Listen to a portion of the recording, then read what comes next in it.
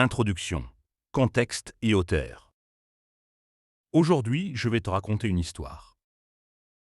Cette histoire s'intitule « Une vie de boy ». Écrite par Ferdinand Doyono, un écrivain camerounais né en 1929. Mais surtout, témoin lucide de la période coloniale en Afrique. Dans ce roman publié en 1956, Doyono choisit de raconter la colonisation, non pas du point de vue des puissants, mais à travers les yeux d'un jeune Africain ordinaire. Son nom est Tundi. Une vie de boy prend la forme du journal intime de Tundi. Tundi est un jeune villageois qui fuit les coups de son père et trouve refuge auprès d'un missionnaire européen. Très vite, il devient boy, domestique au service des colons. À travers ces mots simples, Tundi raconte son quotidien, ses espoirs et surtout ce qu'il observe. Le quotidien colonial. Tundi décrit une vie faite d'obéissance, de silence et d'humiliation ordinaire.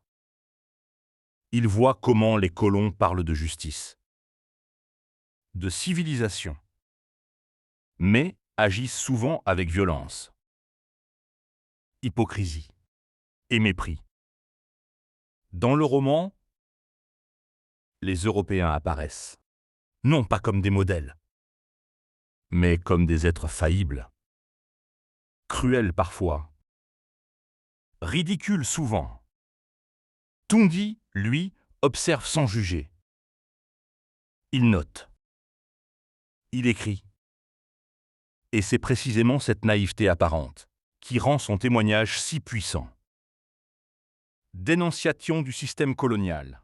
À travers la vie de Tundi, Ferdinand Doyono met à nu le système colonial lui-même. Un système fondé sur la domination, l'injustice et la négation de l'humanité africaine. Le roman montre comment le corps du boy est exploité, sa parole méprisée et sa vie rendue invisible. La tragédie de Tundi n'est pas individuelle, elle est collective. Transmission et de l'auteur. Une vie de boy n'est pas seulement un roman.